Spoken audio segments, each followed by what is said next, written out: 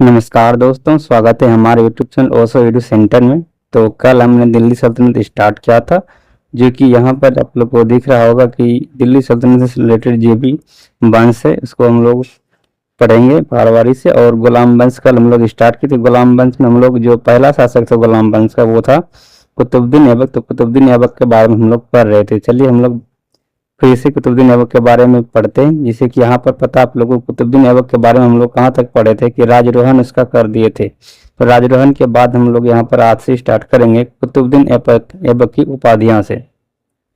तो उपाधि की बात करें कुतुबुद्दीन ऐबक उपाधि की, तो इसका जो उपाधि था वो ये उपाधि लिया था लखता का, या फिर लाख बख्श भी इसको कहा जाता था। तो याद रखें आप लोग कुतुबुद्दीन ऐबक को ही लाख बख्श के नाम से जाना जाता है या फिर लखता के नाम से जाना जाता है। तो ये उसको उपाधि था। फिर आगे बढ़ेंगे तो इसको जो है हातिम ताई का भी जो उपाधि दिया गया था। तो ये हातिम ताई पूछा जा सब लोगों की हातिम ताई उपाधि जो है कुतुबुद्दीन ऐबक को किसके द्वारा दिया गया था? ये दिया गया था हसन निजामी के द्वारा। इसे भी आप लोग याद रखेंगे कि कुतुबुद्दीन ऐबक को जो उपाधि दिया गया था हातिम ताई का, वो किसके द्वारा दिया गया था? तो हसन निजामी के द्वारा दिया गया था।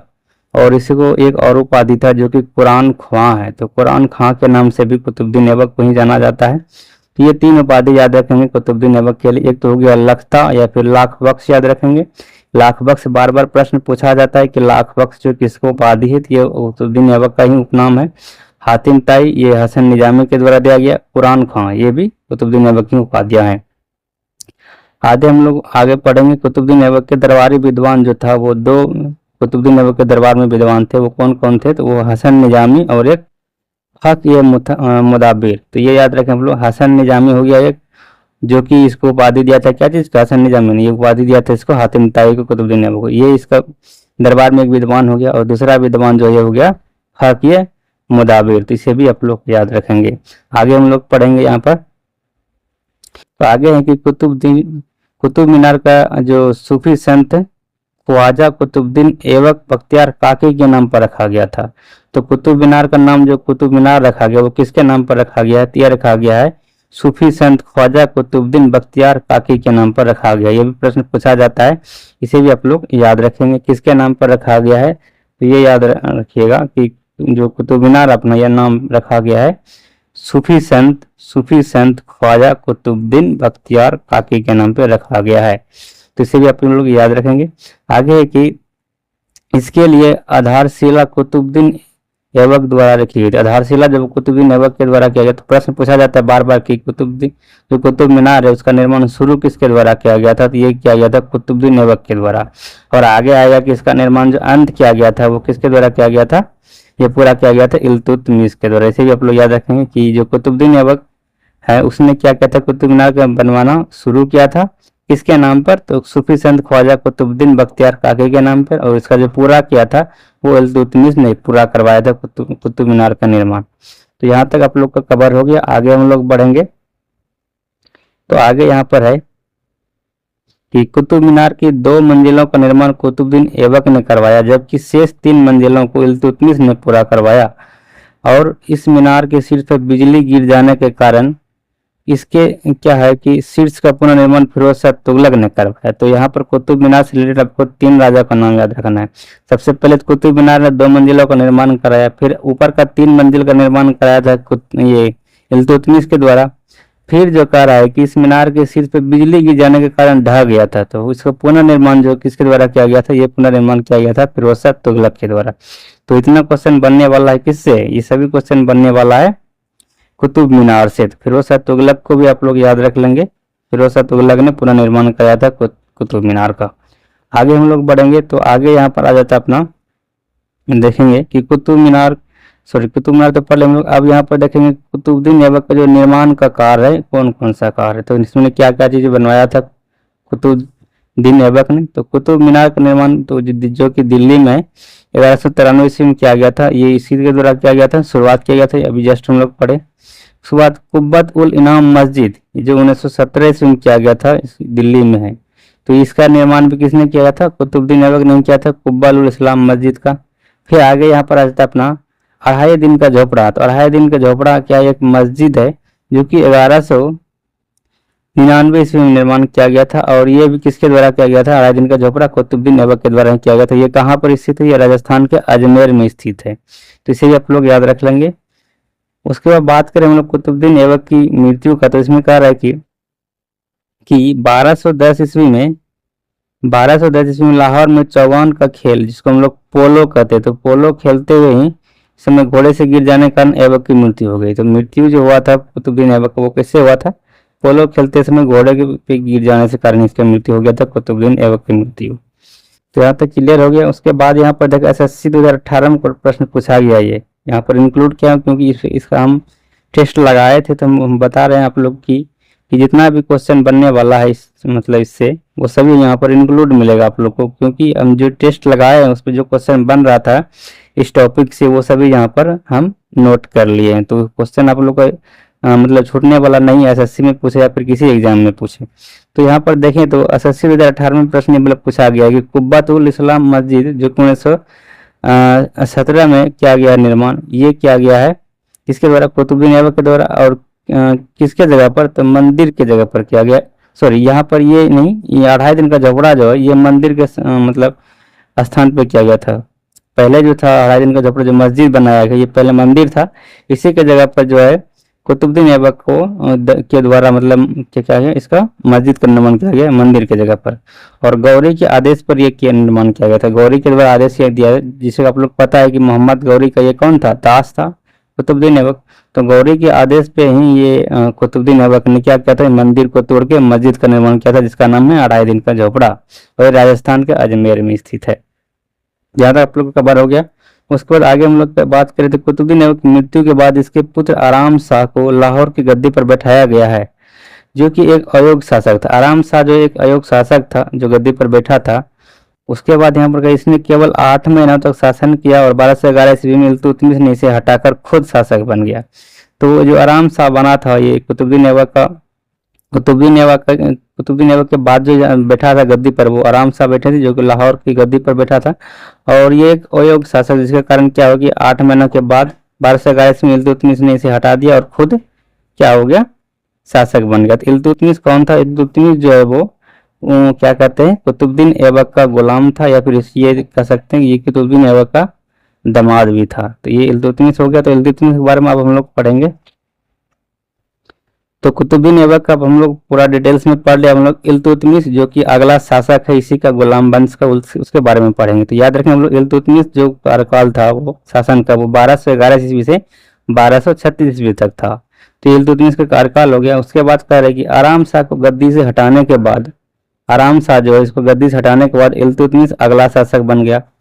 और यह कुतुबुद्दीन ऐबक का दामाद और गुलाम था। अभी जस्ट बोले कि कुतुबुद्दीन ऐबक का ये दामाद भी या फिर कह सकते गुलाम था इल्तुतमिश, जो कि कुतुबुद्दीन ऐबक के समय बंदायूं का सूबेदार था। तो ये जिस टाइम कुतुबुद्दीन ऐबक शासन में था उस टाइम जो ये था, ये कहाँ का सूबेदार था? ये बंदायूं का सूबेदार था।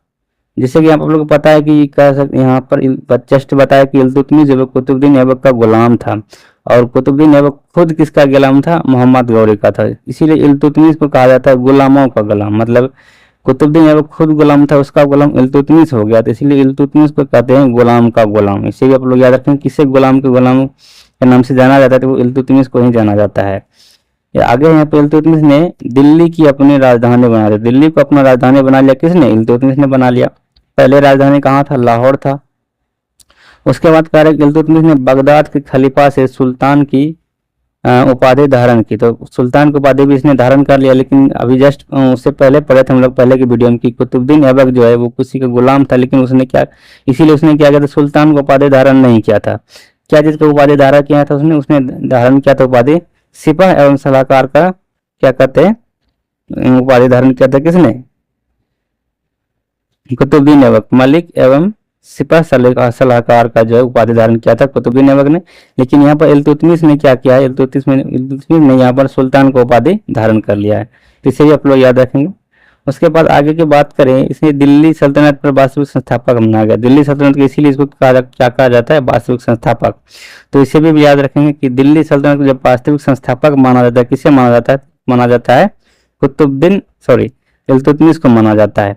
फिर आगे हम लोग बढ़ेंगे कि जब मंगोल आक्रमणकारी जब मंगोल आक्रमणकारी चंगेज खान ने जलालुद्दीन मांग बरनी पर आक्रमण किया था, तब जलालुद्दीन मांग बरनी ने इल्तुतमिश से शरण मांगी तो इसने शरण देने से मना कर दिया था। तो याद रखें आप लोग कि इल्तुतमिश से शरण मांगी थी किसने, ये मांगा था जलालुद्दीन मांग बरनी ने। क्यों, जब आक्रमण किया था किसने, मंगोल आक्रमणकारी चंगेज खान था, इसने आक्रमण किया था किस पे, आक्रमण किया था जलालुद्दीन मांग बरनी पर, इसलिए इसने क्या किया, इल्तुतमिश से शरण मांगे थे, लेकिन इल्तुतमिश ने उसको शरण नहीं दिया, उसको मना कर दिया और चंगेज खान के आक्रमण से अपनी रक्षा की। मतलब अगर वो उसको शरण दे देते, चंगेज खान क्या करता, उस पर भी आक्रमण करता इल्तुतमिश पे, इसलिए इसने क्या किया कि उसको शरण दी ही नहीं, तो इसी कारण वो क्या हुआ, आक्रमण से अपने आप को रक्षा कर लिया, चंगेज खान का आक्रमण से अपने आप को क्या रक्षित कर लिया। उसके बाद यहाँ पर देखें तो इसी ने सर्वप्रथम दिल्ली के अमीरों का दमन किया। ये प्रश्न यहाँ पर इंक्लूड किया हूँ कि ये जो आप लोग यहाँ पर दिख रहा है इंक्लूड, ये प्रश्न कहीं पर पूछा गया था कि पहला बार जो है दिल्ली के अमीरों का दमन किसने किया था, तो ये किया गया था इल्तुतमिश के द्वारा ही। इसे भी आप लोग याद रखें, ये प्रश्न पूछा गया है कहीं पे कि पहली बार जो दिल्ली सल्तनत में अमीरों का दमन किया था वो किसके द्वारा किया गया था, ये किया गया था इल्तुतमिश के द्वारा ही। इसे आप लोग याद रखेंगे। आगे हम लोग बढ़ेंगे। आगे यहाँ पर है कि इसने सल्तनत काल के 3 महत्वपूर्ण अंग एकता, सेना और मुद्रा प्रणाली का गठन किया था। ये प्रश्न बार बार पूछा जाता है कि एकता, सेना और मुद्रा प्रणाली का गठन किसने किया, ये इल्तुतमिश ने किया। और यहाँ पर एक क्वेश्चन यहाँ पर इंक्लूड किया हूँ कि इल्तुतमिश ने बिहार में अपना प्रथम सूबेदार किसे नियुक्त किया था। तो ये बिहार एसएससी के लिए इंपॉर्टेंट क्वेश्चन है कि इल्तुतमिश ने बिहार में अपना प्रथम सूबेदार जो नियुक्त किया था वो क्या था, मलिक अलाउद्दीन जानी को। इसे भी आप लोग याद रखें, मलिक अलाउद्दीन जानी को उसने बिहार में प्रथम सूबेदार नियुक्त किया था। आगे यहाँ पर एकता प्रणाली की बात करें, एकता प्रणाली क्या होता है, तो एकता प्रणाली हम लोग समझेंगे। एकता प्रणाली धन के स्थान पर वेतन के रूप में भूमि प्रदान करना। एकता प्रणाली क्या था कि धन, जहाँ पर आप लोग को क्या कहते हैं कि वेतन के रूप में धन दिया जाता था, लेकिन यहाँ पर एकता प्रणाली में क्या होता था, वेतन के स्थान में भूमि ही प्रदान करता था। इसे ही एकता प्रणाली कहते हैं। एकता प्रणाली के लिए शुरुआत करने वाला पहला जो राजा हो गया वो कौन हो गया, इल्तुतमिश हो गया। और यहाँ पर बात करें सेना का, तो इल्तुतमिश ने 40 तुर्क क्या कहते हैं 40 तुर्क सरदारों का एक सलाहकार परिषद बनाया था। इसे ही तुर्क या चहलगामी या फिर दल चालीसा के नाम से जाना जाता है। इसे भी आप लोग याद रखेंगे कि दल चालीसा का शुरुआत जो किया गया था वो किसके द्वारा किया गया था, इल्तुतमिश के द्वारा। आगे हम लोग पढ़ेंगे कि जो दल चालीसा है इसका अंत किसके द्वारा किया गया था, इसका अंत जो है वो बलबन के द्वारा दिया गया था। ये प्रश्न भी बार बार पूछा जाता है कि तुर्क या चहलमानी या फिर दल चालीसा का शुरुआत किसके द्वारा किया गया था, ये शुरुआत किया गया था इल्तुतमिश के द्वारा और इसका अंत किया गया बलबन के द्वारा। तो यहाँ तक आप लोग को कवर हो गया।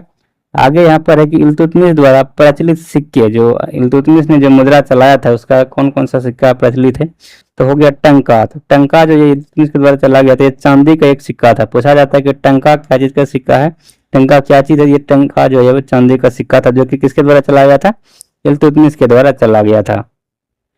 आगे यहाँ पर जीतल है, जीतल जो वो तांबे का सिक्का था जो कि इल्तुतमिश ने चलाया था और इसमें जो है 1:48 का अनुपात था। याद रखें आप लोग, इसमें 1:48 का अनुपात है, ये भी प्रश्न पूछा जाता है। आगे बढ़ते हैं हम लोग। यहाँ पर हम लोग इल्तुतमिश के बारे में जो भी था डिटेल्स वो पढ़ लिया। उसके बाद इसका जो प्रमुख विजयी है, जिसको युद्ध लड़ा था और उसमें विजय प्राप्त किए है, उसके बारे में जानते हैं इल्तुतमिश का। तो 12 से 15 ईस्वी में तराइन के तृतीय युद्ध में क्या कहते हैं, ताजुद्दीन एल्दौज को पराजित किया था। इसे भी याद रखेंगे कि इल्तुतमिश जो है वो क्या कहते हैं, तराइन के तृतीय युद्ध किसके बीच हुआ था, ये हुआ था इल्तुतमिश और ताजुद्दीन एल्दौज के बीच। तो ताजुद्दीन एल्दौज को जो इल्तुतमिश ने हराया था 1215 ईस्वी में, ये तराइन का तृतीय युद्ध था। जैसे आप लोग पता है कि तराइन का प्रथम युद्ध 1191 ईस्वी में हुआ था और ये किसके बीच हुआ था, ये हुआ था उत्तरायण का प्रथम युद्ध जो हुआ था वो हुआ था मोहम्मद गौरी और पृथ्वीराज चौहान के बीच। इसमें क्या हुआ था कि पृथ्वीराज चौहान का विजय हो गया था, मोहम्मद गौरी हार गया था। लेकिन उत्तरायण का द्वितीय युद्ध जस्ट बाद हुआ, 1 साल बाद 1191 ईस्वी में। इसमें मोहम्मद गौरी ने क्या किया, पृथ्वीराज चौहान को परास्त कर दिया। तो इसे भी आप लोग याद रखें, यहाँ पर तृतीय युद्ध का बात हो रहा है। फिर आगे यहाँ पर है कि 1217 ईस्वी में इसने क्या किया था, मंसूरा के युद्ध में नासिरुद्दीन कुबाचा को पराजित किया था। 1217 ईस्वी में क्या किया था, नासिरुद्दीन कुबाचा को पराजित किया था, इसे भी आप लोग याद रखेंगे। फिर 1226 ईस्वी में बंगाल विजय की यहाँ के शासक गयासुद्दीन को पराजित किया था। तो बंगाल विजय 1226 में किया इल्तुतमिश के द्वारा और इसमें क्या क्या था, यहाँ का शासक जो था गयासुद्दीन उसको पराजित कर दिया था, किसके द्वारा, इल्तुतमिश के द्वारा। फिर 1227 ईस्वी की बात करें तो 1227 ईस्वी में सिंध एवं मुल्तान विजय नसीरुद्दीन ख्वाजा को पराजित किया था। तो 1217 ईस्वी में अभी जस्ट पढ़े हम लोग 1217 ईस्वी में नसीरुद्दीन ख्वाजा को हरा था मंसरा के युद्ध में। लेकिन अभी जस्ट 1227 ईस्वी में 10 साल बाद फिर सिंध एवं मुल्तान विजय किया था, वो नसीरुद्दीन ख्वाजा को यहाँ हराया था इसमें भी। तो आगे यहाँ पर 1226 से 1231 के तक तो राजपूतों पर विजय किया था, तो ये आप लोग याद रखेंगे। फिर 1235 ईस्वी में क्या हुआ, पंजाब के खोखरों पर विजय किया था। ये भी प्रश्न पूछा जाता है कि पंजाब के खोखरों पर जो विजय प्राप्त किया था वो 1235 ईस्वी में किया था, किसने, इल्तुतमिश ने। तो यहाँ तक कवर हो गया। अब आगे इसके बारे में जानेंगे। इल्तुतमिश में जो पढ़ा था तो उसके बारे में पढ़ते हैं हम लोग। इल्तुतमिश ने न्याय मांगने के लिए लाल वस्त्र पहनने की परंपरा को चलाया था। तो ये भी प्रश्न पूछा जाता है कि लाल वस्त्र पहनने की परंपरा जो चलाया था न्याय मांगने के लिए, वो किसके द्वारा चला गया था, इल्तुतमिश के द्वारा ही चला गया था। 1236 में इल्तुतमिश की मृत्यु हो गई। इसने अपने जीवन काल में ही रजिया सुल्तान जो उसका बेटी था अपना अधिकारी नियुक्त कर दिया था। तो रजिया सुल्तान जो उसका बेटी था उसी को उसने क्या करता अपना अधिकारी नियुक्त किया था। कब, जब मतलब वो जिंदा था जिस टाइम उस शासन में, तो उसी टाइम। और यहाँ पर जब इसका मृत्यु हो गया कब, 1236 ईस्वी में। फिर आगे हम लोग बात करें तो इल्तुतमिश की मृत्यु के बाद 40 सरदारों ने जो इसने स्थापना किया था, 40 सरदारों का दल, 40 इसको बोलते हैं, उसने क्या किया कि रजिया को सुल्तान मतलब रजिया को शासक न बनाकर रुकनुद्दीन फिरोज शाह को बना दिया। तो रजिया सुल्तान को पहले ही उसने इल्तुतमिश ने अपने शासन में नियुक्त कर दिया था। लेकिन यहाँ पर क्या हुआ कि उसके मरने के बाद, इल्तुतमिश के मरने के बाद 40 सरदारों ने क्या किया कि रजिया को शासक न बनाकर किसको बना दिया, रुकनुद्दीन फिरोज शाह का बना दिया। रुकनुद्दीन फिरोज शाह का क्या बना दिया, शासक बना दिया। उसके बाद क्या, जो कि इल्तुतमिश का छोटा बेटा था, ये क्या था, इल्तुतमिश का छोटा बेटा था, ये क्या कहता बेटा था, इसीलिए इसको बना दिया क्योंकि ये महिला थी, एक लड़की थी रजिया सुल्तान, इसीलिए इसको ना शासक बनाकर किसको बना दिया, इसको छोटा बेटा जो था रुकनुद्दीन फिरोज शाह, इसको बना दिया। फिर आगे के बात हम लोग करें तो रजिया सुल्तान के बारे में कि रजिया सुल्तान ने न्याय के लिए लाल वस्त्र पहनकर जुम्मे के दिन मस्जिद के आगे जनता के बीच पहुंची और न्याय की मांग की, तो जनता के हस्तक्षेप के बाद उसको शासिका बने। तो इस प्रकार वो न्याय मांगे लाल वस्त्र पहनकर, जैसे कि इसके काल जस्ट हम लोग पढ़े कि इल्तुतमिश के काल में ये लाल वस्त्र पहनकर न्याय मांगने का परंपरा था। तो इसीलिए इसने क्या किया था कि रजिया सुल्तान ने लाल कपड़े पहनकर जुम्मे के दिन मस्जिद के आगे जनता के बीच पहुंची और न्याय की मांग की, तो जनता के हस्तक्षेप के बाद वह शासिका बन गई। तो उस प्रकार जनता ने ये न्याय, इसका बात सुनी, न्याय जो था उसको पहले ही शासिका नियुक्त कर दी थी, तो इसको जनता के द्वारा फिर से इसको क्या कर गया, शासिका बना दी गई।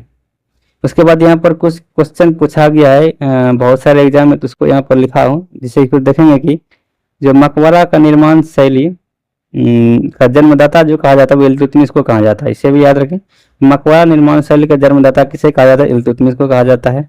और यहाँ पर इल्तुतमिश ने युद्ध अरबी सिक्कों का प्रचलन किया था। तो शुद्ध जो अरबी सिक्कों का प्रचलन किया था वो इल्तुतमिश के द्वारा ही किया गया था, ये भी आप लोग याद रखेंगे। फिर यहाँ पर आगे है कि दिल्ली सल्तनत का चांदी का टंका सबसे पहले इल्तुतमिश द्वारा ही जारी किया गया था और तांबे का जितल भी इसी के द्वारा किया गया था। तो ये इल्तुतमिश से संबंधित कुछ इंपॉर्टेंट बातें था। तो इम्पोर्टेंट बातें जो था इल्तुतमिश से संबंधित वो हम लोग पढ़ लिए। अब इसके बाद हम लोग पढ़ेंगे रजिया सुल्तान के बारे में नेक्स्ट वीडियो में। फिर रजिया सुल्तान के बाद हम लोग नसीरुद्दीन मोहम्मद शाह के बारे में पढ़ेंगे, फिर बलबन के बारे में पढ़ेंगे। इसको टोटल पढ़ने के बाद हम लोग क्या करेंगे, इसके जो भी क्वेश्चन बनने वाला था, जैसे कि एनटीपीसी में पूछा गया सवाल है, ग्रुप डी का पूछा गया, एनटीपीसी है, एसएससी, जहाँ पे से प्रश्न पूछा गया सभी यहाँ पर इंक्लूड है। तो इस मतलब टॉपिक को खत्म करने के बाद जैसे अभी हम लोग गुलाम वंश पर है, तो गुलाम वंश जब एंड होगा, खत्म होगा, तो उससे संबंधित जो भी क्वेश्चन बनने वाला है सभी को हम लोग कवर करेंगे। तो आज की वीडियो में इतना ही, फिर मिलेंगे नेक्स्ट वीडियो में। तब तक के लिए बाय बाय, टेक केयर।